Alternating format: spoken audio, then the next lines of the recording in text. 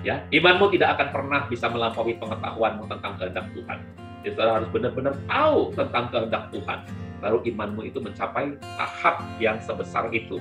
Ya, kalau saudara tahu bahwa Tuhan mau, baru saudara mencapai tahap iman yang bisa memindahkan gunung gitu ya.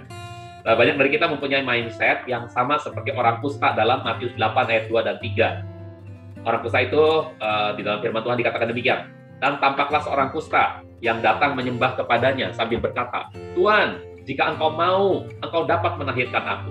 Jadi si kusta ini percaya kalau Yesus itu dapat menahirkan dirinya. Karena si kusta ini sudah mendengar dan mengetahui dari teman-temannya yang sudah sembuh dari kusta. Ya, dia mungkin mendengar, lalu dia berkata, engkau dapat menahirkan aku. Tapi jika engkau mau, ini sama seperti kita, saudara Tuhan, jika engkau berkehendak, maka jadilah kehendakmu, orang ini pasti sembuh.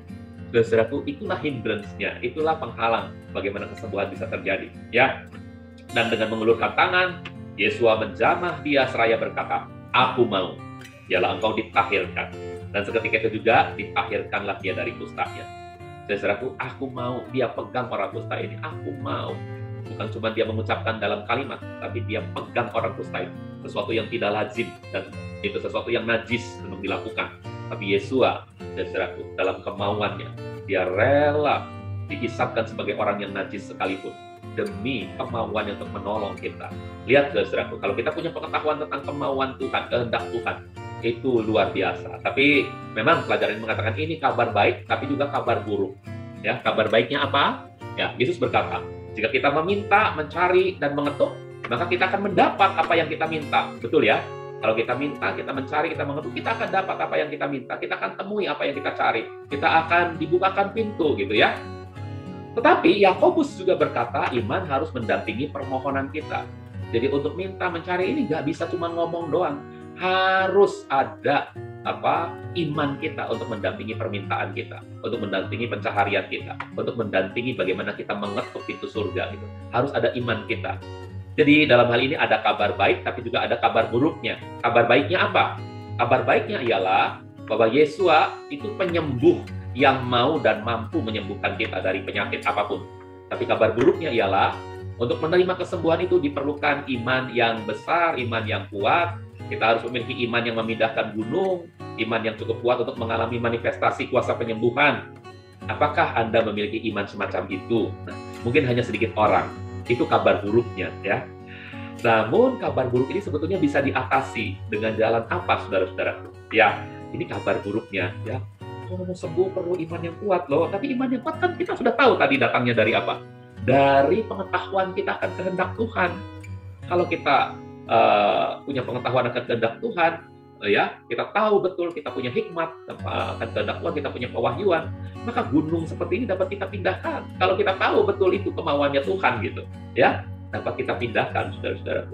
Markus 6 ayat 5 dan 6 berkata, dan dia tidak dapat melakukan mujizat apapun di sana, kecuali kepada beberapa orang sakit, dia menyembuhkan dengan menumpangkan tangan. Jadi di tempat asalnya Yesua tidak bisa melakukan banyak kesembuhan. Dan dia heran karena ketidakpercayaan mereka. Nah, Yesua juga bingung mungkin ketidakpercayaan mereka, tapi Yesua tahu sebetulnya. Cuman dalam istilah manusia dia heran, dia bingung gitu ya, karena ketidakpercayaan mereka. Kok aku sudah datang, mereka tetap nggak percaya juga. Dan dia berkeliling dari desa ke desa seraya mengajar. Jadi Yesua itu mengajar di sana, di Kapernaum, di Nazaret, tidak banyak melakukan mujizat, tetapi dia hanya mengajar supaya mereka sadar bahwa ada sesuatu yang sebetulnya mereka bisa alami lebih dari sekedar mendapat ajaran. Perhatikan bahwa kitab suci menyiratkan kemauan dan kehendak Yesua untuk menyembuhkan, tetapi kesembuhan terkendala hanya karena ketidakpercayaan. Itulah sebabnya saya nyatakan sebelumnya bahwa Tuhan tidak memandang muka, tetapi memandang iman. Tuhan akan menguras isi surga untuk mensuplai kebutuhan kita jika kita punya iman yang besar, kita punya iman yang kuat. Sebaliknya, mereka yang lemah imannya itu harus puas hanya dengan mendapatkan remah-remah saja. Ya, kita ini orang percaya lahir baru, hidup di suasana berkat, tapi kita nggak meraihnya dengan iman. Maka semua harta berkat itu, harta berkat itu antara lain kesembuhan, ya, sukacita, damai sejahtera, ya, dan lain sebagainya itu nggak bisa kita nikmatin. Kita nikmatinya remah-remah saja karena kita tidak bisa mengimani dengan benar bahwa itu adalah bagian yang Tuhan sudah sediakan bagi kita. Kita tinggal nikmati gitu tuh. Nah, ini yang mungkin sulit untuk dijelaskan secara lugas kepada saudara-saudara ya. Tapi kira-kira itu saudara harus percaya saja, percaya bahwa Tuhan sudah menyediakan segalanya. Tuhan memang sudah menyediakan segalanya ya. Dia sudah menyediakan segalanya. Jadi diperlukan iman yang kuat di sana. Anda mungkin berpikir bahwa karena kebutuhan Anda besar, pastilah Tuhan mau menjawab doa Anda. Makin besar kebutuhan saya, Tuhan pasti mau menjawab doa saya. Belum tentu, saudara-saudara. Tuhan tidak tergerak juga oleh kebutuhan kita. Jadi Tuhan pertama tidak tergerak oleh rupa kita, ya dia tidak memandang rupa, dia mencari iman, dia memandang iman. Yang kedua, dia tidak tergerak oleh kebutuhan kita. Pak, tapi ayatnya mengatakan Elohim akan memenuhi segala kebutuhanmu menurut kekayaan Dia. Dia bukan tergerak oleh kebutuhan saudara, bukan. Dia hanya tergerak oleh iman saudara. Apakah benar saudara beriman bahwa Elohim itu menyediakan segala sesuatu untuk Elohim sanggup mensuplai segala sesuatu demi memenuhi segala kebutuhanmu itu? Apakah saudara punya iman? Kalau saudara punya iman, dia akan tergerak untuk betul-betul membuat saudara mengalami supply-nya tentang segala kebutuhan itu. Saudara, saya kadang-kadang bingung melihat Tuhan mensuplai kehidupan. Saya punya rekan pendeta, saudara. Dia punya 2 anak. Nah, rekan pendeta ini melayani satu gereja yang mungkin tidak terlalu besar gitu ya. Gereja biasa saja, gitu, gereja biasa saja, yang tempatnya pun kadang-kadang berpindah-pindah, gitu ya.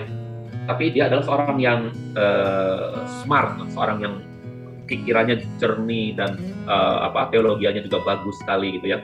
Saya punya rekan dan dia itu baik sekali orangnya. Dan cara Tuhan memelihara sangat ajaib, saudara-saudaraku. Ya, memeliharanya tuh sangat-sangat ajaib. Pada masa krisis semacam ini, sebelumnya Tuhan sudah dia itu ternyata tidak lagi menggembala akhirnya. Penggembalaannya diserahkan pada temannya dan dia tidak lagi menggembala. Tiba-tiba dia diminta oleh sebuah gereja besar untuk menjadi asisten gembala di sana. Dan di masa pandemi ini, saudaraku, di masa sulit ini, dia masih punya kehidupan karena gereja itu gereja yang besar yang bisa menghidupi asisten gembalanya. Jadi saudara-saudaraku, saya berpikir kalau dia tidak bergabung ke gereja besar itu, mungkin hari-hari ini dia sedang mengalami kesulitan. Tapi cara Tuhan memberkati hamba-hambanya itu sangat luar biasa, saudara. Saya mau kesaksian sedikit, saudara. Saya bersama dengan istri pada hari Sabtu kemarin itu diajak oleh teman-temannya istri pergi ke Bogor. Kami jalan-jalan, kami cari-cari makanan di sana, gitu ya. Maaf ya, saudara, dicerita. Tiba di satu tempat, kita harus nanjak beberapa undakan, gitu. Ini di satu tempat ya, yang kita harus naik beberapa kali undakan. Jadi temannya istri saya itu perempuan, dia ada di depan, saya menggandeng istri saya, karena istri saya kan kakinya nggak begitu kuat untuk nanjak. Saya menggandeng istri saya ada di belakangnya. Apa yang terjadi, saudara-saudaraku? Tiba-tiba teman istri saya yang ada di depan ini, dia itu seperti terpleset, kaget gitu. Saya kaget, tapi aneh. Kelihatannya seperti terpleset, namun kakinya melangkah terus naik ke undakan berikutnya, sampai hampir melayang ke bawah. Dan saya sudah bersiap dengan tangan kanan saya, karena tangan kiri saya dipegang oleh istri. Tangan kanan saya sudah siap begini, saudaraku, untuk menopang dia. Padahal kalau dia roboh ke belakang, saya pasti nggak bisa menahan. Kami berdua pasti akan jatuh di undak-undakan batu itu. Dan ada kemungkinan kepala saya bisa pecah dan selesai umur hidup saya bersama dengan istri.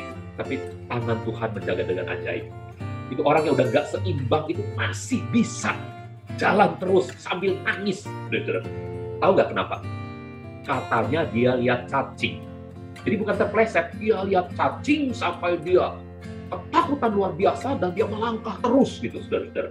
Padahal langkahnya itu bisa sangat berbahaya karena dia hampir melayang ke belakang gitu, saudara-saudara. Hampir saja menimpa kami. Nah, ini sebuah pernyataan dari Tuhan bahwa saya hidup dalam lingkup berkat-Nya gitu. Berkat itu, pertolongan yang semacam ini seringkali dialami oleh saya, saudara-saudaraku. Mungkin saudara juga seringkali mengalami selamat dari keadaan maut gitu, saudara. Saya sering mengalami hal itu, saudara. Nah, inilah orang yang hidup dalam lingkup berkat surgawi itu, saudara-saudara. Nah, yuk kita lanjutkan lagi mengenai ayat ini. Tuhan tidak tergerak oleh kebutuhan kita. Ya, makin banyak kebutuhan kita, Tuhan pasti akan segera menjawab. Tidak, dia tidak tergerak oleh kebutuhan kita. Dia hanya tergerak oleh iman kita. Ya, periksalah kitab suci. Tuhan hanya tergerak oleh iman kita. Betul, Tuhan berjanji dalam firman-Nya untuk memenuhi segala kebutuhan kita, sebagaimana tertulis dalam Filipi 4:19 ya. Jadi ini yang dicari Tuhan, adakah mendapati iman di bumi? Tapi Filipi 4 ayat 19 bunyinya, dan Elohim itu akan memenuhi segala kebutuhanmu menurut kekayaannya dalam kemuliaan di dalam Hamasiah Yesua. Saudara-saudaraku, kata yang sering kali tidak kita perhatikan adalah di dalam Hamasiah Yesua. Dalam Hamasiah Yesua itu artinya dalam iman yang benar, dalam iman yang Hamasiah Yesua berikan kepada kita, yang harus tumbuh. Itu benih iman harus tumbuh. Jadi iman kita sekarang yang sepenuhnya yakin bahwa Dia memelihara kebutuhan kita. Dia memelihara hidup kita dengan sempurna. Tapi bukan karena Dia tergerak karena kebutuhan kita, Dia tidak tergerak karena kebutuhan kita. Ya, Dia tergeraknya oleh iman kita. Ya, jadi ada orang yang bersaksi bagaimana sebagai hamba Tuhan dia dipelihara, bahkan sampai katanya, baju daleman aja ada orang yang beliin katanya. Itu cara pemeliharaan Tuhan. Ada hamba Tuhan yang bersaksi semacam itu, saudara. Dia nggak pernah beli baju daleman, tapi ada orang yang memberikan baju daleman kepadanya. Bayangkan, katanya, Tuhan itu memelihara kebutuhan saya itu luar biasa. Saudaraku, kita harus ganti istilah ini. Yang diperhatikan adalah iman dari hamba Tuhan ini. Karena hamba Tuhan ini betul-betul beriman pada Tuhan dengan iman yang benar, maka baju daleman pun bisa Tuhan sediakan, gitu. Ya, tapi bukan karena Tuhan tergerak sama baju dalemannya, bukan. Tuhan tergerak oleh iman dari hamba Tuhan ini, ya. Oke. Ya, sebab segala sesuatu yang tidak berdasarkan iman adalah dosa, Roma 14 ayat 23b. Dan segala sesuatu yang bukan atas dasar iman adalah dosa. Karena itu dalam pelajaran berikutnya kita akan memeriksa lebih jauh bagaimana peran iman sesungguhnya. Ya, oke.